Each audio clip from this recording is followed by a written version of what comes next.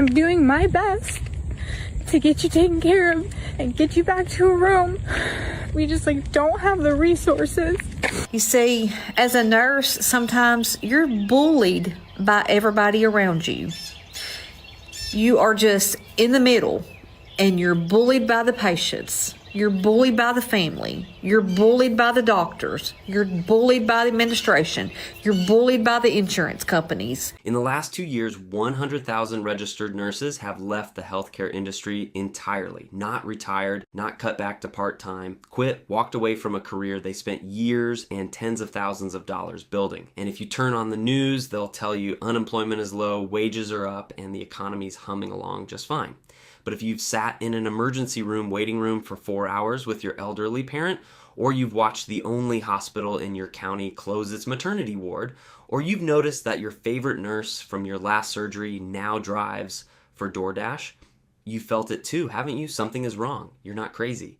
And today we're going to talk about what nurses are seeing inside American hospitals that's making them run for the exits. You're not imagining the longer wait times. You're not imagining that doctors seem rushed, that nurses look exhausted, that getting a simple physical scheduled takes 6 months.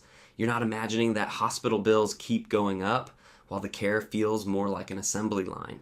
Here's one you've probably lived through. You call your doctor's office for an appointment, and the earliest they have is 11 weeks out.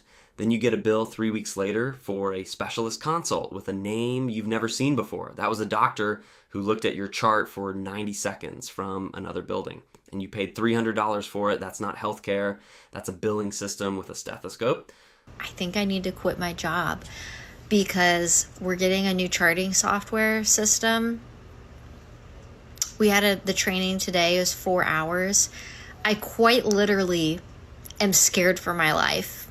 And that's the thing is my husband's like, is it really that serious? I'm like, you do realize if we chart something incorrectly, I could go to jail. It's a big deal. Charting is very serious. What they don't want you to know is that nurses aren't quitting because they're lazy. They're not quitting because they don't care. They're quitting because the job has become physically dangerous, emotionally crushing, and financially stupid to stay in. And when the people who know your body better than you do start walking away in the middle of a staffing crisis, you need to ask one question. What are they seeing that we're not being told? I quit my job as a nurse manager at 34 years old, and everybody thought I was crazy. I did everything I was supposed to. I went to nursing school, got the degree, worked hard, and I eventually became manager of a surgery center. It looked like I made it on paper. The truth is, I was burnt out, I was overwhelmed, and I was giving the best version of myself to everyone else. Let's start with what's really driving this. Over the past 10 years, private equity firms have bought up nearly 40% of regional hospitals across the country. These aren't healthcare companies, they're investment funds. Their job is not to make you healthy. Their job is to squeeze every dollar out of that hospital and pay out to investors. So what do? They cut staff, they close unprofitable departments like mental health and maternity. They outsource billing to companies that deny your claims as a business model. And the people left at the bedside, they're told to do more with less until something breaks. Usually that something is a patient. Here's a number that should terrify you. There's no federal law requiring a minimum number of nurses per patient. California is the only state with enforceable ratios. In a California ICU, one nurse handles 2 patients. In Texas, Florida, Ohio, Missouri, that same ICU nurse is often handling 6 or 7 patients at once. Or think about that for a second. A patient coding in room 4, a patient bleeding out in room 6, one nurse, one set of hands, one pair of eyes, and a family in the waiting room who has no idea what's happening behind that door. You felt that weight, haven't you? That horrible silence when nobody comes to update you. Now, you know why? I want you to hear from the people living this every single day, not hospital administrators, not politicians, the nurses. An ER nurse in Texas with 8 years of experience told me this. She said, last month, I had a patient code in room 4 while room 6 was bleeding out. I had to choose. I still hear that family screaming. That's not nursing. That's triage in a war zone. She quit 2 weeks later. She now works at a veterinary clinic making $15 less per hour. She said she'd rather rather clean kennels than watch another patient die because she was stretched too thin. An ICU nurse in Florida said, "We're told to admit patients to hallway beds with no monitors, no heart monitors, no oxygen alarms, just a bed in a hallway. I've had 2 patient falls in one shift because I literally cannot be in 3 places at once. I gave my license back. I'd rather stock shelves at Target than explain to a widow why her husband fell and broke his hip because I was 2 floors away." A certified nursing assistant in Ohio, these are the people who bathe you, turn you, clean you, and listen to you when you're scared. She said, "They offered me a $2 an hour hero bonus during COVID, then they cut my night shift differential. I can't pay rent on $18 an hour to get punched by confused patients and wipe beds all night. I'm done."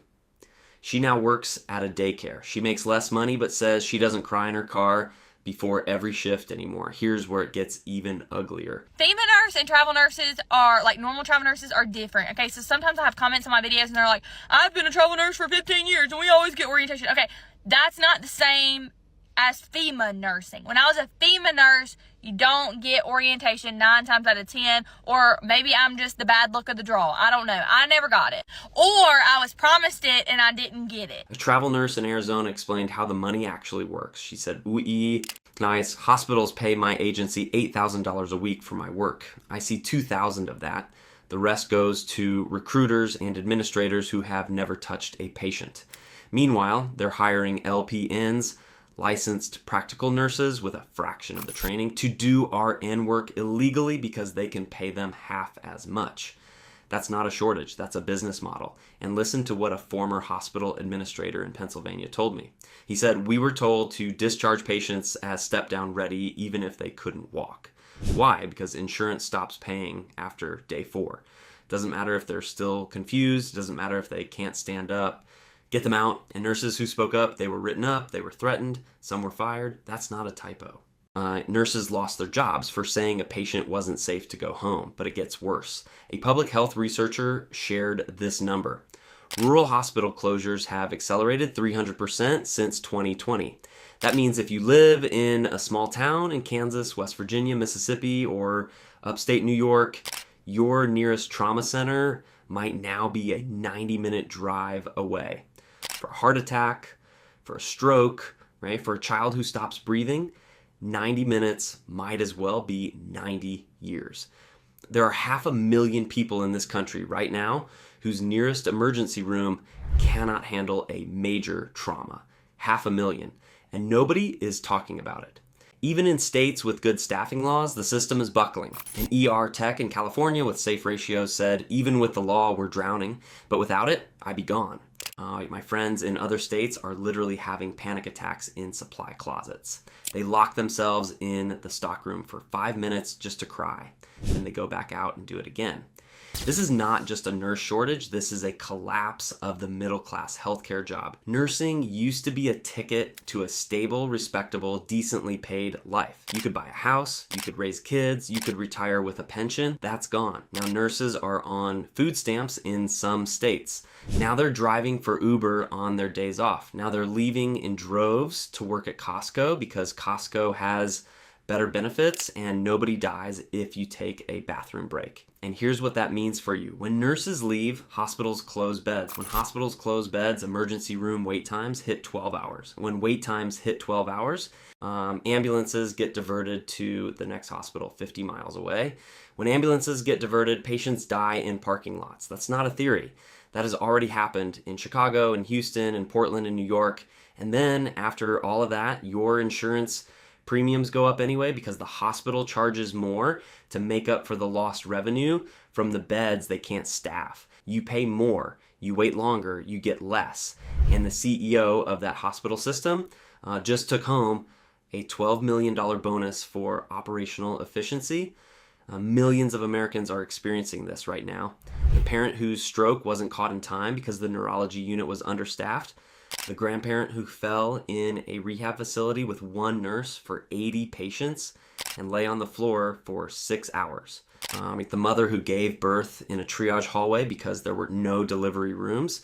You've heard these stories, maybe you've lived one, and every time you tell someone, they say, that's just how healthcare is now. No, that's not how healthcare is. That's how a broken system designed for profit works when nobody stops it. And this is just the beginning. By 2026, the United States will be short 450,000 nurses. That's not a prediction. That's a projection from the Bureau of Labor Statistics.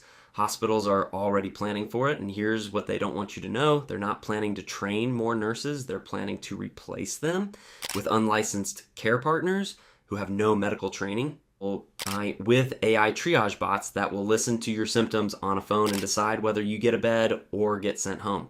With virtual nursing, a television screen in your hospital room where a nurse watches 20 patients at once from a call center in another state, the end game is not better care.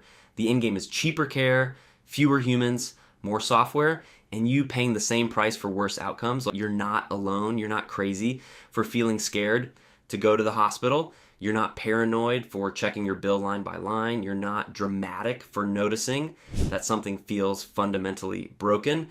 Nurses aren't abandoning you. They're abandoning a system that broke them. And millions of patients are now collateral damage in a fight between private equity firms and the people who actually save lives. So here's what you can do. I share this video if you've waited 6 hours in an ER. Comment your story. If you've watched a hospital wing close or a nurse walk away, talk to your neighbors, ask your local hospital how many patients per nurse they're running tonight. Because the only way this changes is if we stop pretending everything is fine. The system isn't failing. It was redesigned this way, and the people who can fix it are the ones still clocking in tomorrow morning for $28 an hour, holding a dying stranger's hand because they haven't given up yet. Don't let them be the only ones fighting.